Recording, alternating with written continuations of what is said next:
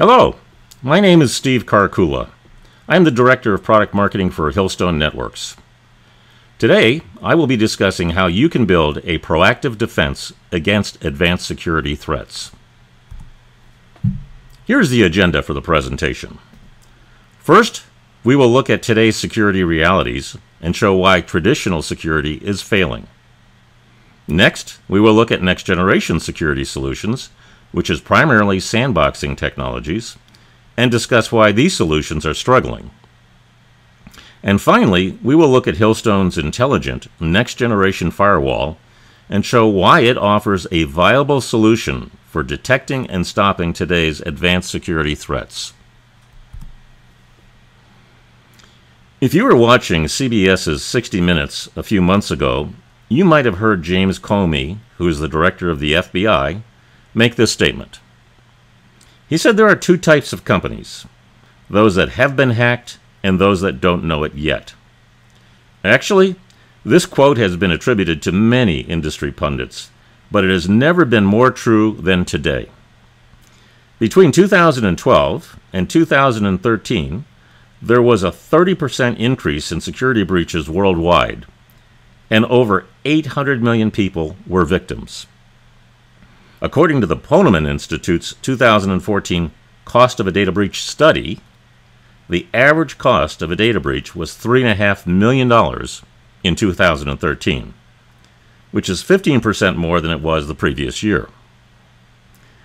The damage from the 2014 Target Store breach has been estimated to be $148 million or even more. So let's look at why this is happening. We'll start with a few facts. It is estimated that there are over 160,000 new malware samples created every single day. That is roughly 60 million new malware samples per year. Now, no antivirus company can possibly catch, analyze, write, and distribute signatures for this volume of malicious software. And even if they could, administrators and users would not be willing to patch their systems on a daily basis. And by the way, many security professionals consider these numbers to be pretty conservative. My sources say the volume is even more than this, something like 2 to 3 times greater. Now, if you have a firewall, there are two ports that are always open. Port 80, which is HTTP traffic, and port 443, which is HTTPS traffic. These ports provide access to the internet, and that is where 85% of the malware comes into your organization. The rest comes from emails and other sources. Hackers are no longer attacking users directly. They are getting a bigger bang for their buck by attacking popular websites and web applications. They know that social media applications like Facebook and websites that contain the latest news about Kim Kardashian or Angela Jolie will net a huge bounty of hapless victims. Here is another interesting fact. You don't have to click on anything to become infected. Just visiting infected websites will cause an automatic download of malicious software. But here is the most disturbing fact. According to the 2014 Verizon Data Breach Investigations Report, 66% of breaches remain undiscovered for months or longer. According to Mandiant, which is now a FireEye company, the average breach isn't discovered for 7 or 8 months. Now that's a long time for the bad guys to be inside your network, performing reconnaissance, building backdoors, infecting other computers, collecting passwords, and ultimately stealing all of your confidential data. But to make matters worse, 87% of the breaches are discovered by external parties, like your customers, or partners, or even law enforcement. And sometimes the perpetrator will brag on blogs about the security breach, or even blackmail the victim. So, to summarize, signature-based security fails because advanced malware is dynamic and polymorphic.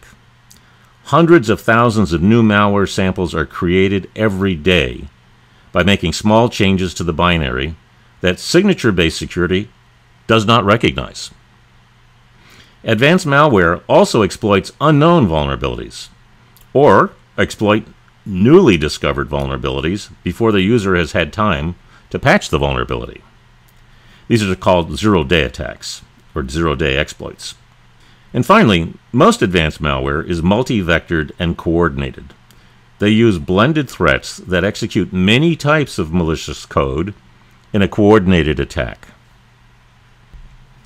So let's switch gears and look at how some security vendors are addressing advanced malware. For the most part, they are using sandboxes.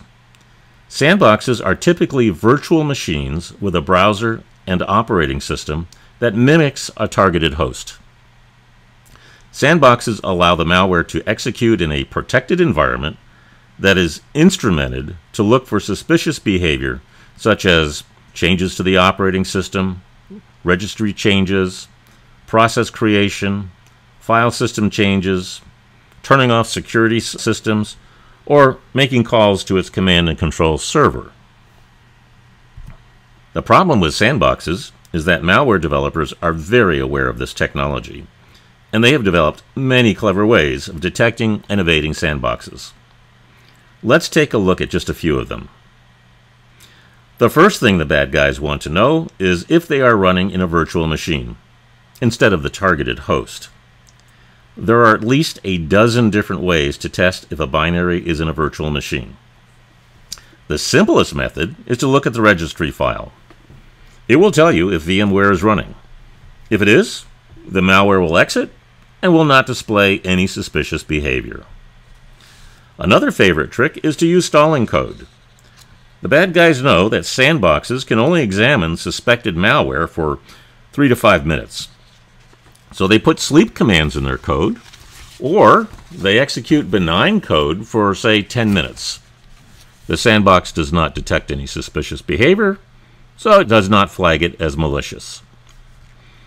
Another technique is to look for human interactions. They'll look for things like multiple mouse clicks, pages scrolling, checking for email, and responding to dialog boxes that they pop up. If they do not see these types of behavior, they will assume that they are in a sandbox, and they will exit. Another favorite trick is conditional execution. The malware will only execute on specific days, or after a specific date, or when a particular file is present. If these conditions are not met, the malware exits. So, while sandboxes do offer some protection against advanced malware, the bad guys are quickly figuring out how to defeat it. In fact, many malware developers are testing their code in popular sandboxes to ensure they can evade detection. And if you don't want to write your own code to avoid sandbox detection, you can buy it for approximately $150. Just check the boxes for the type of evasion you want to deploy. There is also open source code called Paranoid Fish, which is free. In testing, both products were successful in evading the most popular sandboxes. Okay, let's switch gears and look at Hillstone's value proposition. First, we do not use a sandbox, which, as we have seen, can be easily defeated. And second, we do not select code segments for analysis. We use post-breach detection to look for suspicious activity in all targeted hosts. But here's the main value proposition. We shorten the time between compromise and detection to minutes or seconds. We do this through our proprietary statistical clustering technology, which we will discuss in a minute. Second, we provide multiple opportunities to stop the attack through our network behavioral analysis. This technology is especially useful for victims that have been infected outside the protections of the enterprise. Third, we provide extensive forensic analysis so that you can determine the root cause of the attack. And finally, since we are a firewall, we provide the ability to fix the problem that allowed the attack to go through the firewall in the first place. This is an important feature because Gartner claims that 95% of data center breaches are caused by misconfigured firewalls. Now let's look at statistical clustering. Statistical clustering is a mathematical way of categorizing recurring combinations of actors, actions, assets, and attributes that are strongly related. And when we say strongly related, we mean they occur often together in the same incidents or attacks, and they are distinct in some way from other combinations. Statistical clustering aggregates incidences and then calculates the numeric distance from a known attack to an unknown attack. Now, to make that a little easier to understand, let's look at it from a graphical perspective. What we do is we take known malware families with all their variants and put it through our statistical clustering engine. This engine aggregates strongly related behaviors into clusters.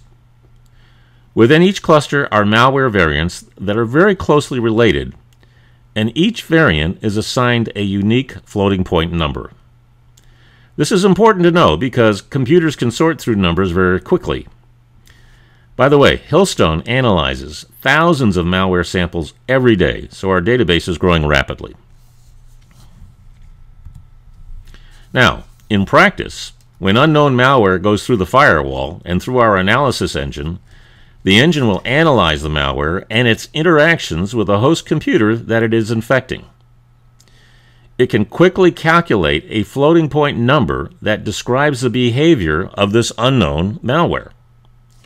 Then, it is a simple matter of finding the closest floating point number stored in the firewall's database. The closer the numbers match, the higher the confidence we have that we have identified a variant of a known sample of malware. Armed with this information, we provide you with a complete description of the known malware it most closely resembles, along with the criticality of the attack. We also provide you with a confidence level so that you can make an informed decision whether this attack is a false positive or real. And to help you with that decision, we provide you with packet capture files so you can analyze the progression of the attack. And finally, we can tell you the firewall policy that allowed the attack to occur. This gives you an opportunity to remediate the problem and prevent it from recurring. As a side note, we are a next-generation firewall, so we carry a full complement of traditional security protections that are deployed inline and before our breach detection engine. This allows you to get the best of both worlds: traditional security matching for traditional malware, and advanced malware detection for today's advanced threats. Now let's talk about the case where your computer has become infected outside the protections of your firewall. Maybe it was at a Starbucks or at home when you were browsing Facebook. In this case, we have technology that looks for abnormal network behavior. We continuously monitor the network, looking at more than 50 Layer 3 to Layer 7 parameters to learn what normal network behavior looks like. When we see activity that deviates from the norm, we flag it. The important thing to know is that the monitoring is continuous, so we give you multiple opportunities to stop the progression of an attack. In addition, when we see abnormal behavior, we have mitigation technologies in place that can automatically block or slow down the attack. For example, we can limit the bandwidth or limit the number of sessions the traffic can utilize. Here's an example of what an alert looks like. The gold line represents the baseline of normal network behavior. The purple line represents the upper threshold of normal traffic, and the green line represents the lower threshold of normal traffic. The blue line represents the actual traffic.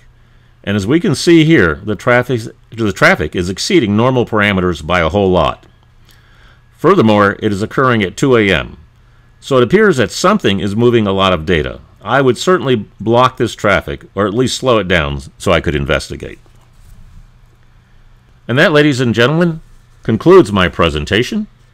If you have further questions, please contact Hillstone. And thank you very much for listening.